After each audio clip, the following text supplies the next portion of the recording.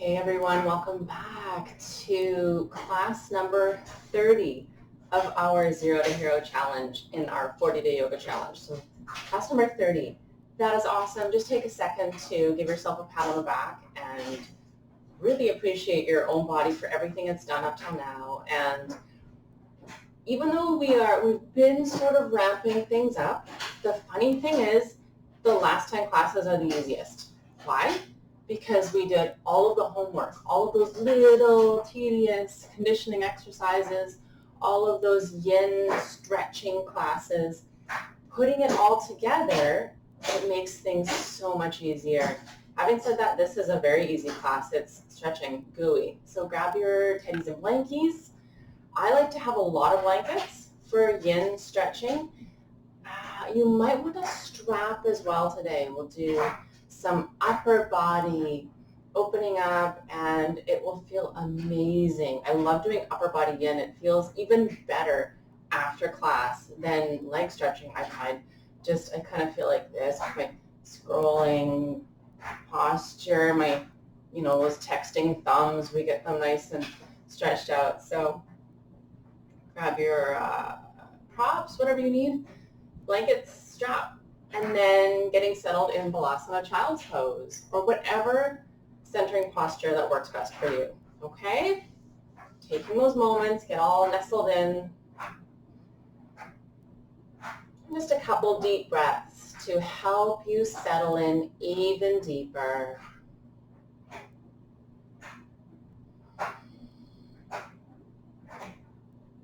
Closing the eyes.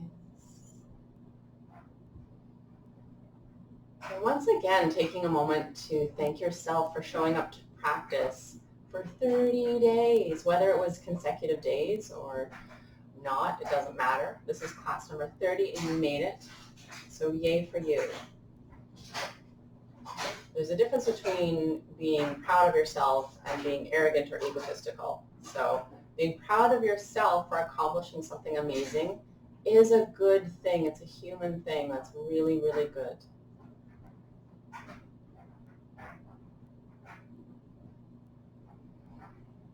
Then taking the next few moments to set an intention for your practice.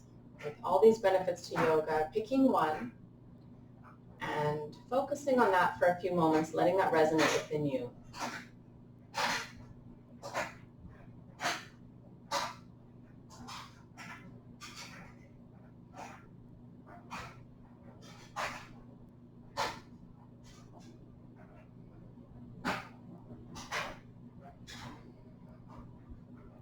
And taking 3 slow, deep breaths through the nose, really expansive breaths.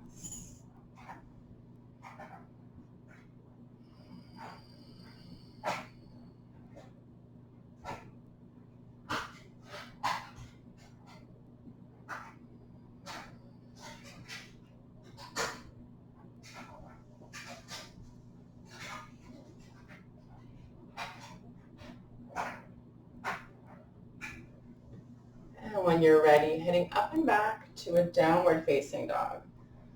So tucking those toes under after we come up through hands and knees, hips press up and back, and maybe even walking it out a little bit.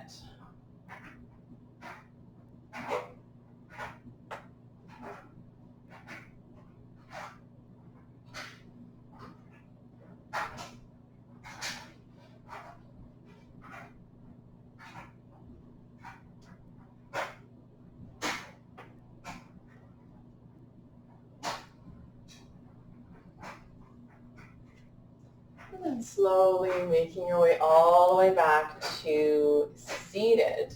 I'm going to I forgot to grab my blankets. For our first stretch, in any seated position, maybe that's cross-legged or maybe it's sitting on your feet, preparing for a nice arm stretch. So take your right arm and send it up high to the sky, bending the elbow. We've done this one before. So the other hand is just guiding, okay? So I've got my elbow and I'm not reefing on it, just gently guiding, and I'm thinking about my fingers behind me, moving down my back. This is a preparation for Gomukrasana arms, cow face pose arms, where we eventually want to find the things behind us. And it's the top arm that needs to be the most flexible. I actually find it kind of easier to be on my feet. I don't know why, for balance somehow. Anyway, feeling a nice stretch, breathing deep.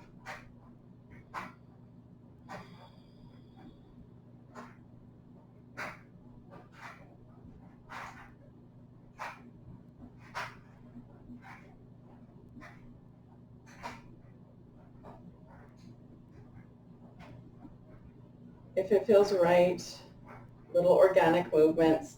I find leaning into the stretch, as long as it doesn't overstretch, feels nice.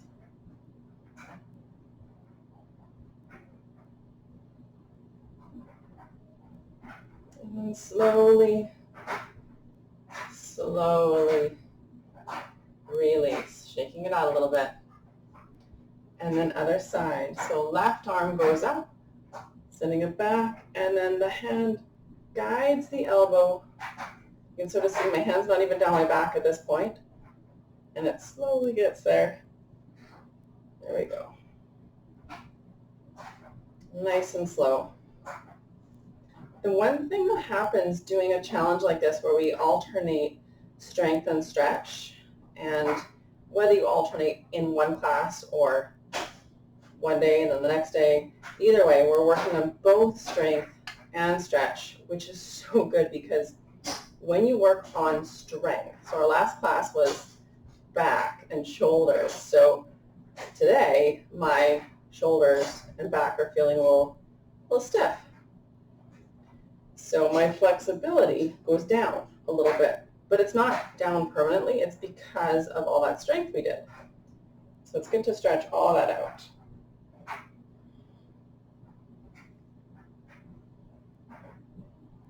Once again, those little organic movements.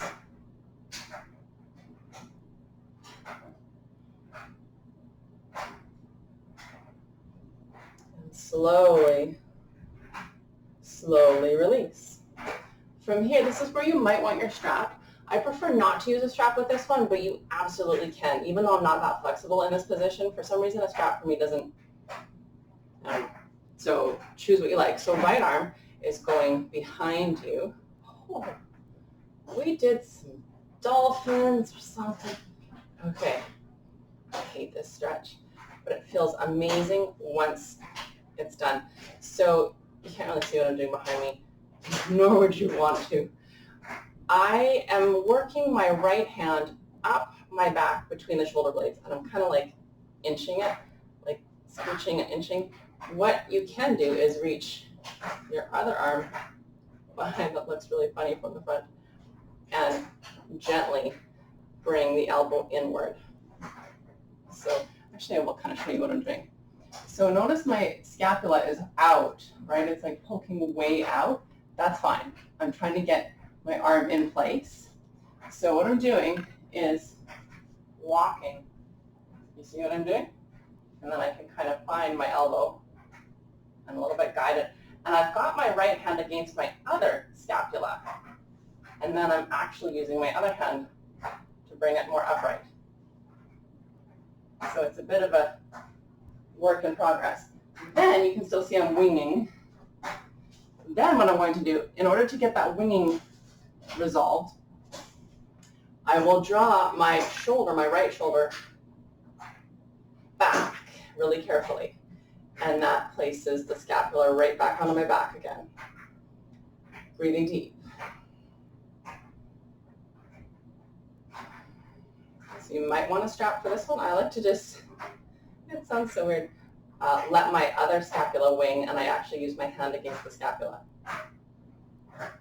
That's what you really call body weight exercises, or using your own body to help your exercises. So once again, I like to draw the elbow in and press the hand up to go a little bit further now that we've been in there for a bit, and then pull back on the shoulder. Sometimes leaning forward helps the stretch a bit. So you can sort of play around with that a little bit. And then slowly, slowly.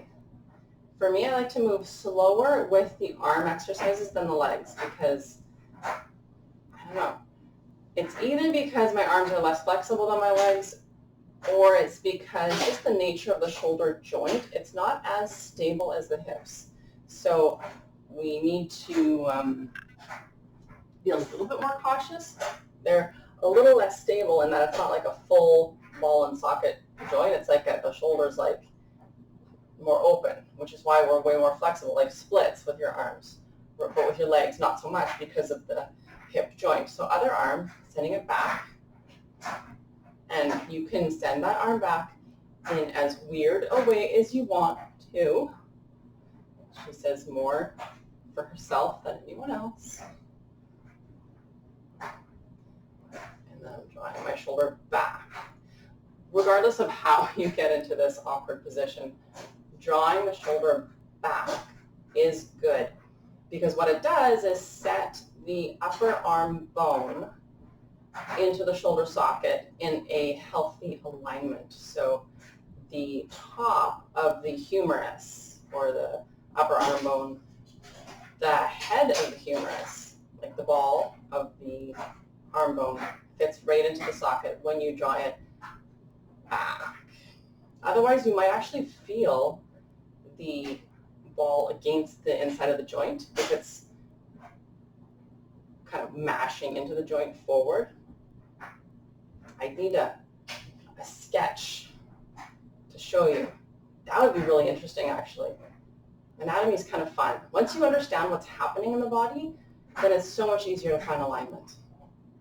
But just take my word for it. Pull the shoulder back, and it'll feel better. Your arm will fit into the shoulder socket. It'll just feel like, oh yeah, that's better. That fits better.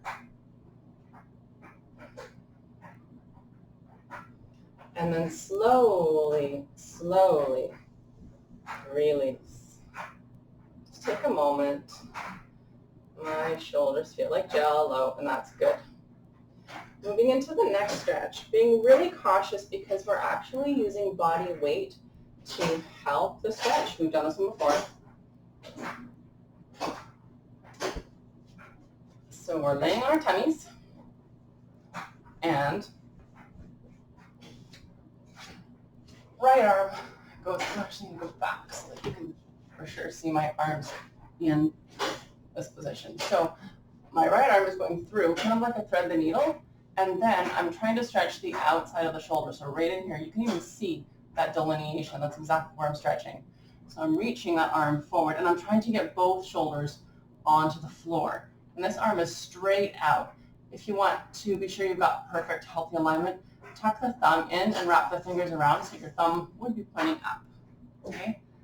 Keep going, holding, holding. Got my timer. Okay, the clock has started.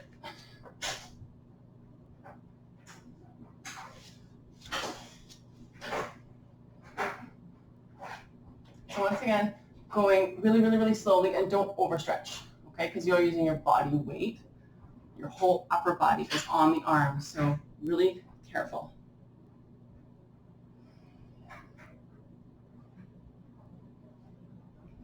I love this stretch so much, though, because this is one where it's amazing how tight it feels at first, but by the end of the stretch, it's incredible how loose it feels. Really super cool.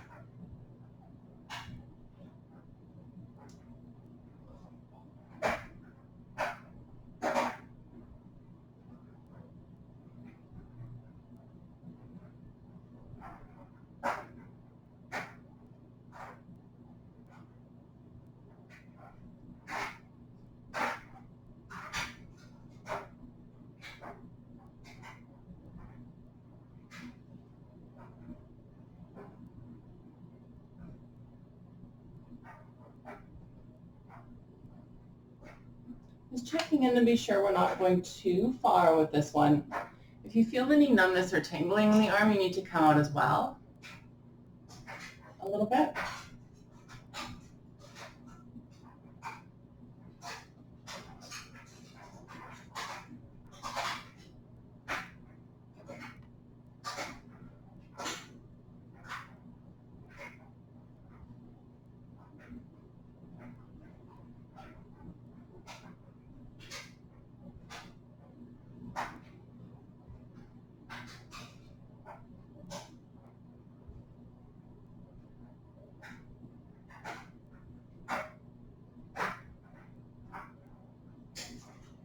And slowly, slowly, come on all the way up.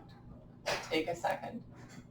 So I like to just take a moment between sides to notice the difference between one side and the other side. My right arm feels so amazing right now, so loosey-goosey. Let's get that sorted on the other side. So left arm goes through, and I like to tuck my thumb and wrap the fingers around.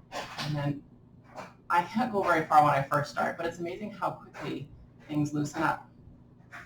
So stretching is the outside of the shoulder. Take your time.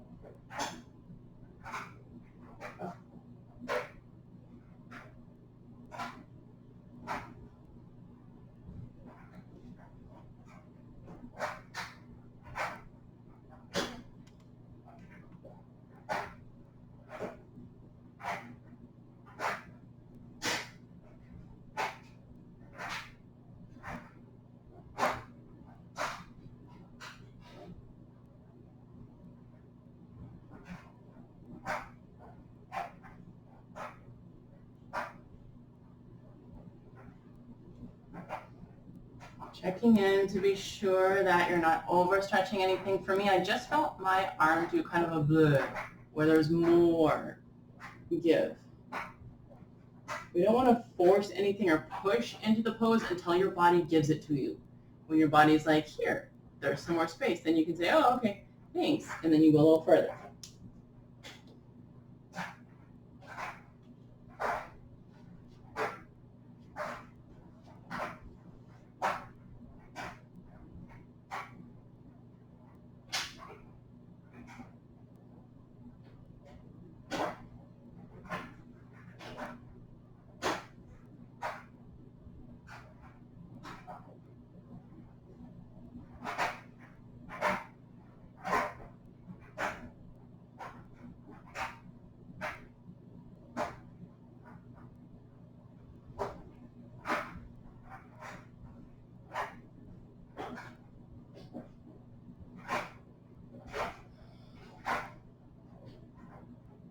And slowly come on up.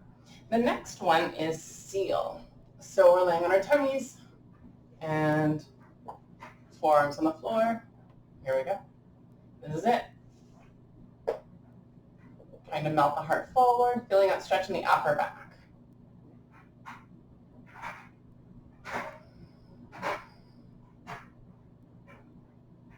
Keep keep going. I'm just going to get something for the next stretch. Not that I wasn't prepared, just keep going. I'll be right back. I'm not going anywhere.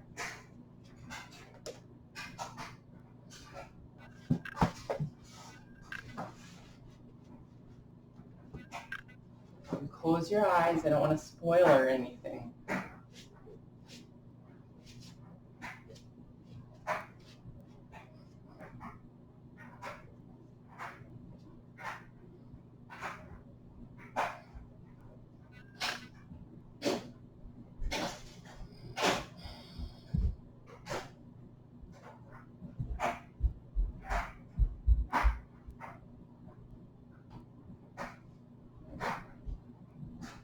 And once again, just allowing the back to soften and the heart to melt forward.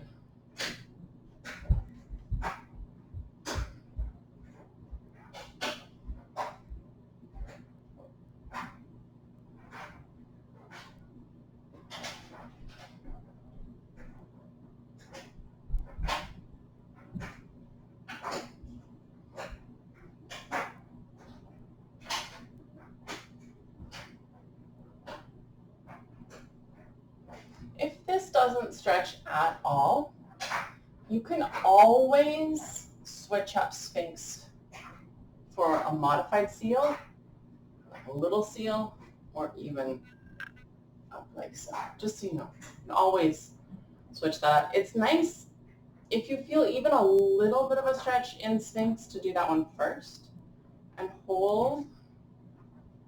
But if you feel absolutely nothing, then that's not really helping. So.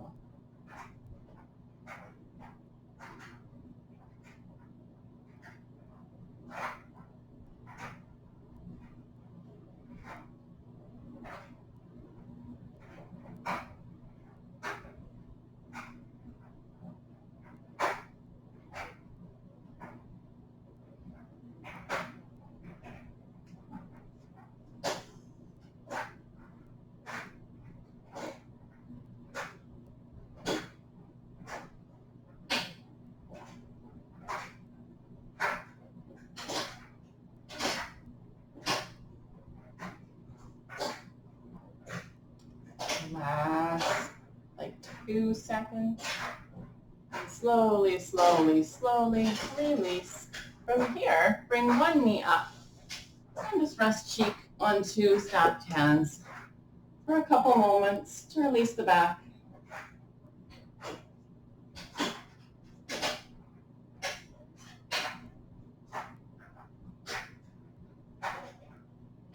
And then coming back to our starting position, the next one is seal. So whether or not you just did seal or you're moving up, or if Sphinx really stretches, just do this one again, okay? And if seal doesn't stretch, I wanted to show you guys what I sometimes use is add, I guess if you have really long arms, there's not a problem, but I know I don't feel a stretch in seal, but there's not much I can do about it. But if I use blocks, then I can press myself up enough to feel a little bit of a stretch. And the same thing, softening and melting into it. It's more of an arm strengthener than anything else. Or I should say just as much as a back bender, heart open.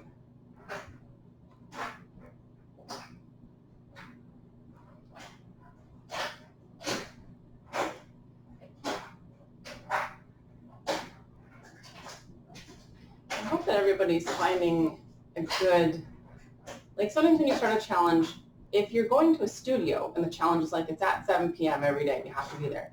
You don't really have an option. But when you're doing an at-home challenge, I know for me, I have my specific times of day that work for me. I'm a noon practicer. That's just when I like to practice. You know, during my workday, split up my workday, and noon. That's when I find my best practice. Some people are like, I have to, you know, I don't get a lunch break at work or something like that, and they have to practice before work because they know lunchtime isn't an option for them. And after work, forget it. I'm going home to the couch, you know. Or some people are like, I'm not a morning person. I have energy at night. I have to practice after work. So I'm hoping that everybody got kind of a bit of a routine going. And it's nice to practice in the pockets of your world. Like it doesn't have to take up, our classes are max an hour. So, we start out with just half an hour. So it really is sort of like right after work or right before work. And maybe it alternates. I know for me, I'm at home now videoing these, and you can probably hear in the background my laundry, which I try to do videos not while I'm doing laundry, but I live in a family of 5, so there's laundry every day. There's a lot of laundry. This one specifically, if you're like, why is her laundry a lot louder today?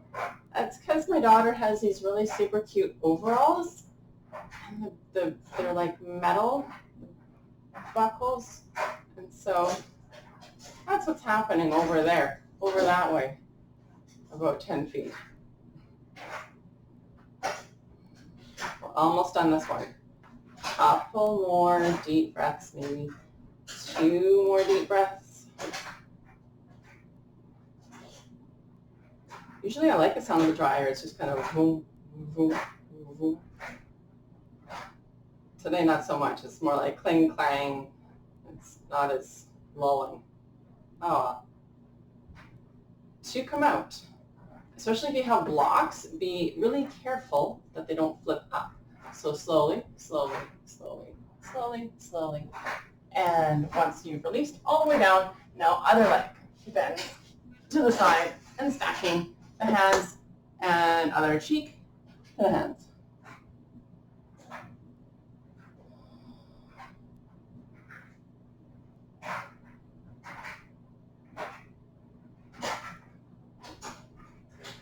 And now, since that was a pretty decent sized stretch to the back, finding a child's pose. Take your time, take your time. I love doing a child's pose after a back bend. It feels so amazing. A little bit of traction on the back. Moving into it nice and slow and feel the muscles lengthening.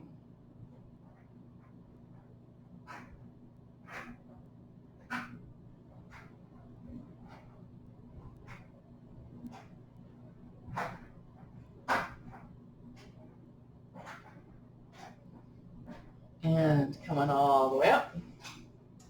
The next one, so we're going for 3 back bends in a row. This is the third and final one. Either repeat Sphinx if that was enough of a stretch, or repeat Seal if that was enough of a stretch. If you're looking for a little bit further, we can go into Camel, okay? So this one we won't hold quite as long. Oops, you'll see me in just a sec. So for this one, tuck the toes under. Unless you're really bending the back, you can keep the toes on the floor. And then we lift up and back and trying to find the heels. And if it feels okay in your neck, lowering the head.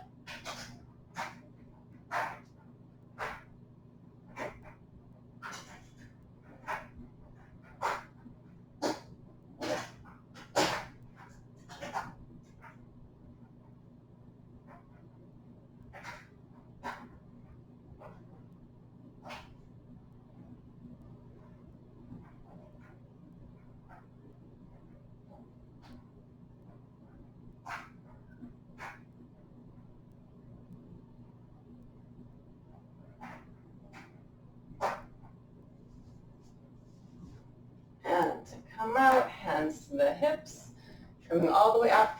And we'll head all the way back into child's pose. Take your time, take your time, take your time. That should feel amazing, even if you didn't get all the way into camel. Slowly, slowly. And find your child's pose. So we'll hang out in child's pose just a little bit longer than the last ones because we are all done our back bending.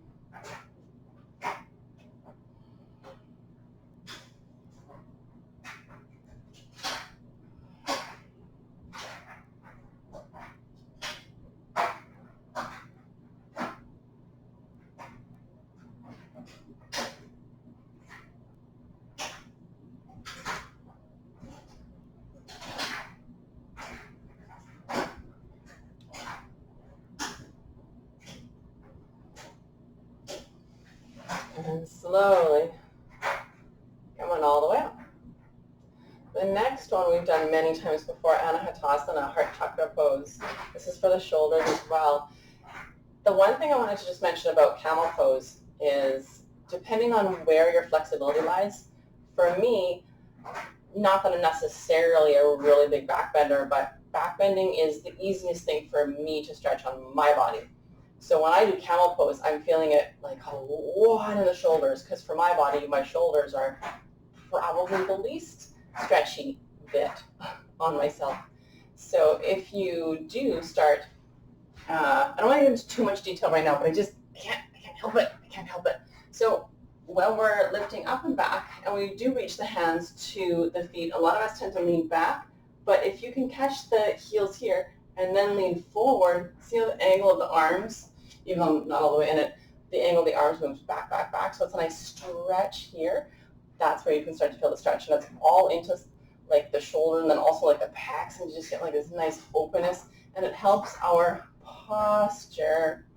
I just had to say that for some reason.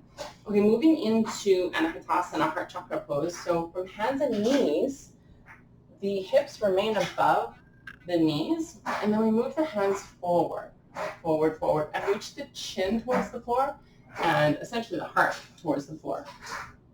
A few deep breaths here.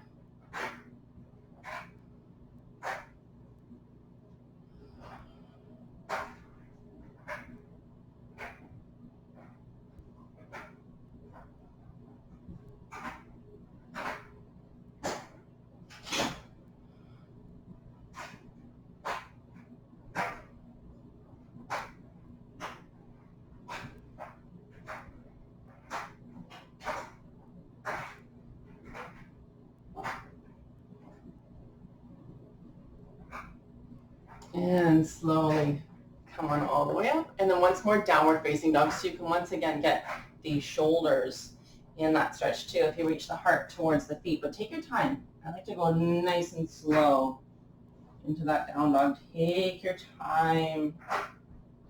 Shoulders away from the ears.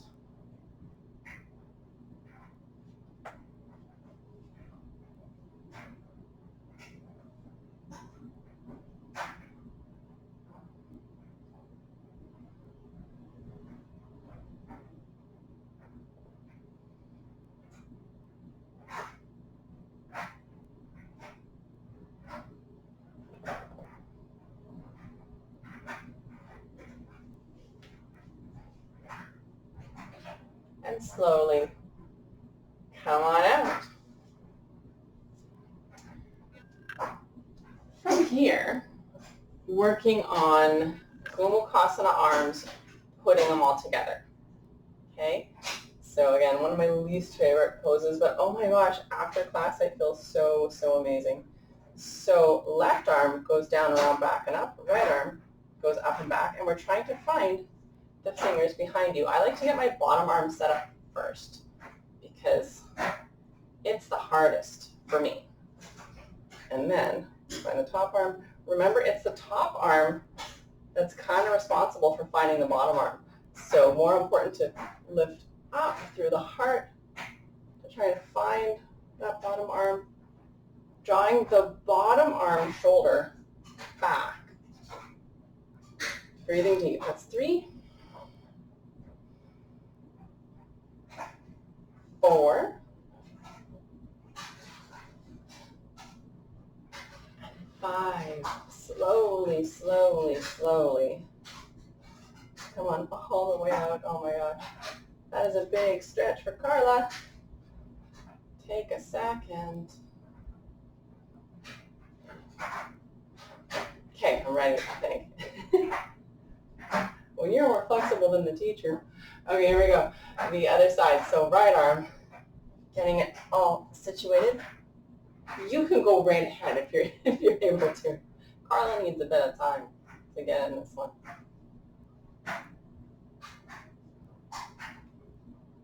When you have your bottom arm set up, top arm, oof. There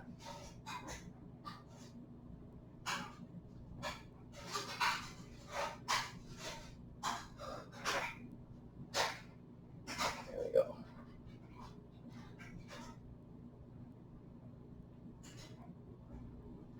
Breathing as deeply as available in this position.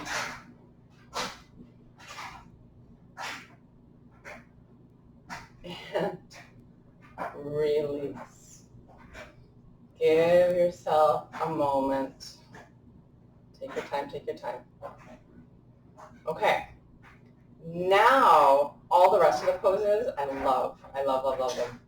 Moving on to twisted roots. So we'll lay all the way onto our backs and head into twisted roots. Which way should I face so that you can see the best?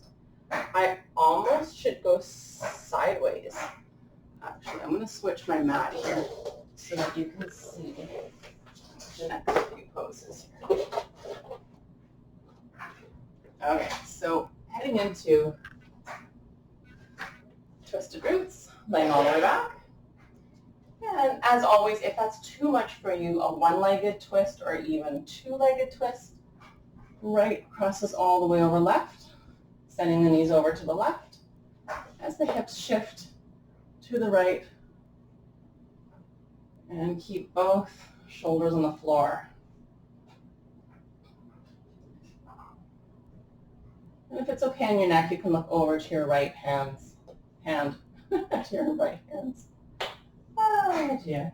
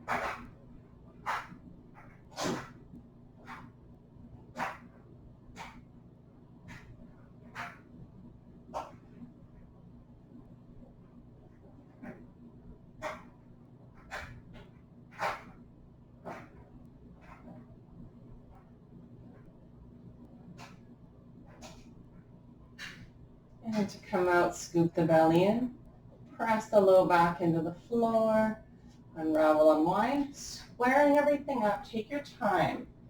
When you feel ready, hugging both knees into your chest, maybe a little rock side to side. I like to move between sides nice and slow.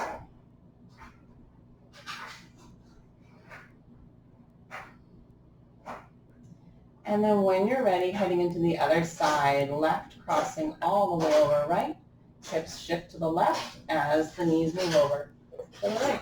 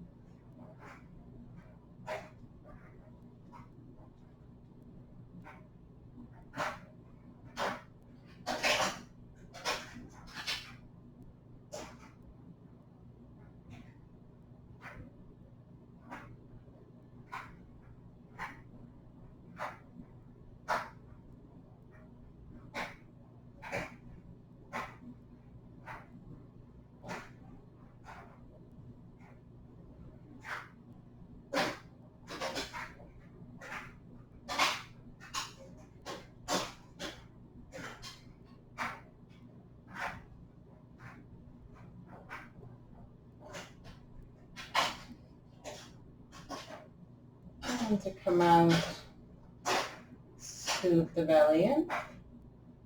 Press the low back into the floor. Take all the time you need to unravel and wind. Square everything up. And then when you're ready, hugging both knees into your chest. A little rock from side to side.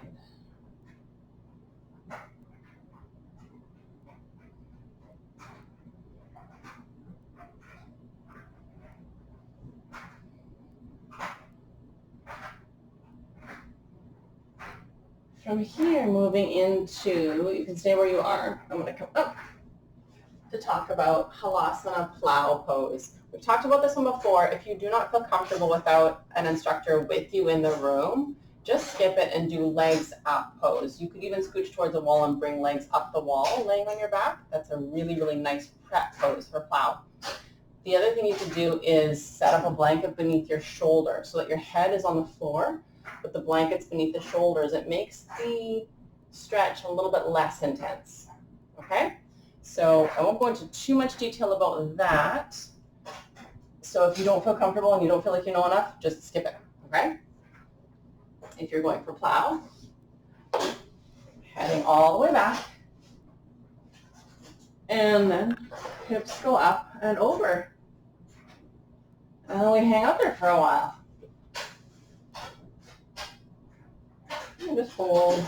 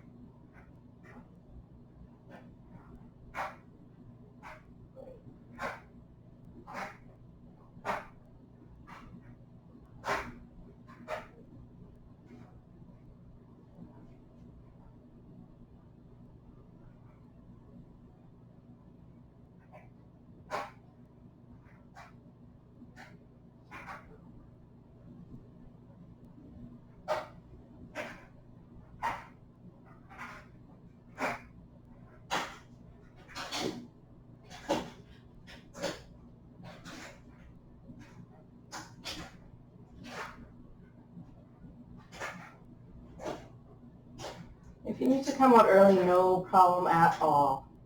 Any numbness or tingling, it's a good idea to come on out. Otherwise, just hold.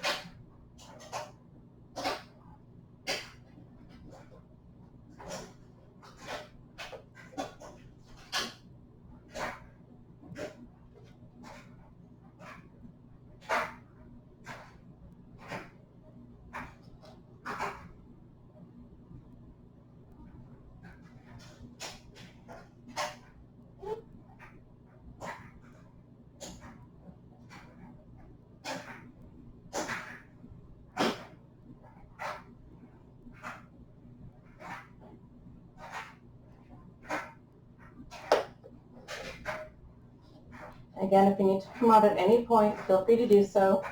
Otherwise, just a little bit longer.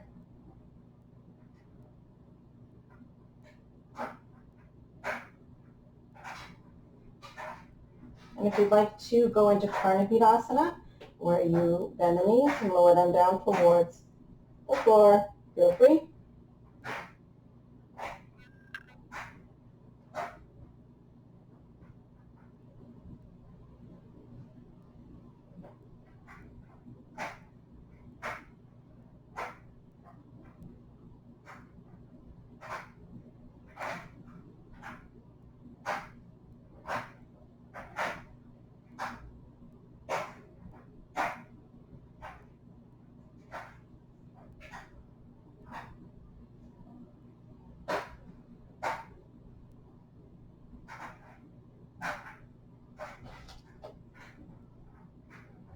And to come out, we move slower than you think you need to, or than you think you can. Use your arms as landing gear. Go slow, go slow. You can even have your hands help. Go slow, go slow. You can even hang out here for a few moments, holding onto your hips. Once you're all the way down, keep your spine in neutral for a few moments, either with your knees hugged in or feet on the floor, whichever you prefer. I love the feeling after Halasana plow pose. My spine feels like alive, but it needs a moment, you know? Maybe a couple little roll ahead from side to side. Feels nice. We're specifically working on lengthening the nuchal ligament. That's a ligament in the back of the neck, and it's what's responsible for that sort of hunched over posture. That really, like when you think old lady hunched over with a cane, this is the ligament that does get shorter over time and is partly responsible for that hunched over posture, mainly responsible. Okay, now I need more room that way than I have. Moving into, it's sometimes known as fish pose, but it's not actually really fish pose. I call it Uttana Padasana prep because it's very similar to Uttana Padasana. And what we do is we lay down, and from here, still not from there. There we go. You'll see my face again in just a second. So laying all the way back, again, if you don't feel like you want to do this without an instructor present, no problem, just hang up here. If you want to go further, we press into the elbows and lift the heart up to the sky. It's a back bend, but we have all our weight into the elbows at first. Eventually there's no weight into the arms, but to start, weight into the elbows, lift the heart up to the sky, and then you prop up onto the forearms. So lifting, lifting, lifting, and then gently lower the head back. So eventually you've got the crown of your head on the floor. And eventually there's not very much weight on the head. It's all the strength of the back, your core strength. Your chest is lifting itself up. Breathing deep for 2, 3, 4, and 5.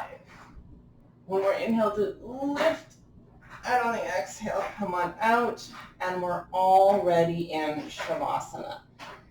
So set yourself up for your final resting pose.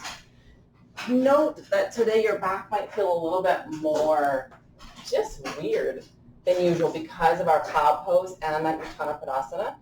As long as it's not painful, it's totally okay and it'll feel better later. It might feel tingly, might feel just alive is the word that I like to use. But perhaps today you'd like to support your back by bending your knees with the feet on the floor. If you don't need that, no worries. Extending the legs, arms along your sides, palms facing up, and closing the eyes. Softening everything,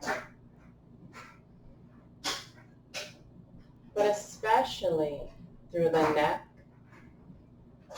and the shoulders and all the way down the arms. Letting the fingers softly curl.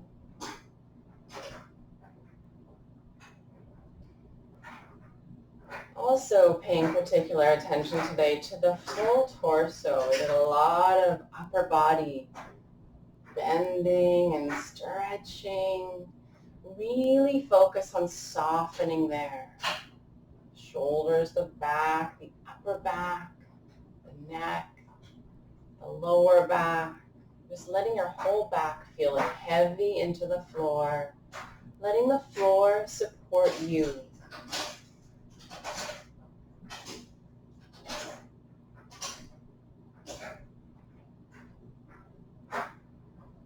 And softening through the face. Softening around the eyes. And even the muscle between the eyes. Just letting it all go.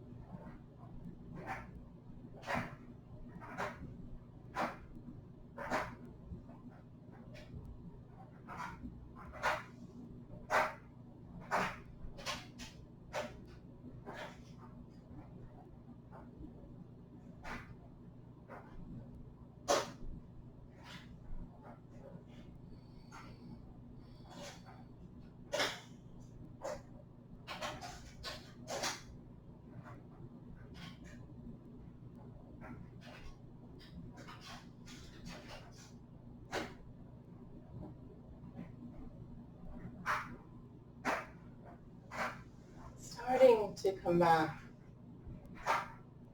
Wiggle the fingers and the toes. And gently roll your head from side to side.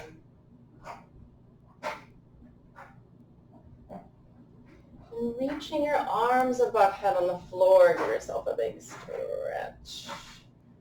Feeling totally refreshed. And bending your knees. One at a time. And gently roll over to the right side. Pausing there for a moment as you come back.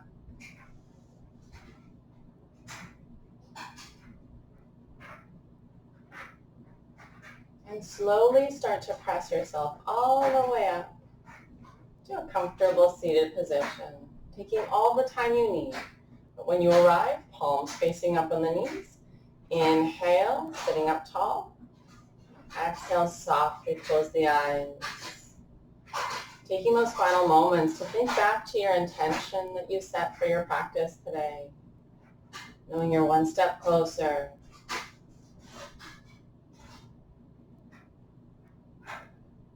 And slowly open the eyes. Namaste, everyone. Thank you so much for joining me today. And I will see you next time. Next time we work on video number 31. So it's our last quarter of the whole challenge. And it'll feel the easiest, honest. Okay? Any questions, let me know in the comments. See you next time.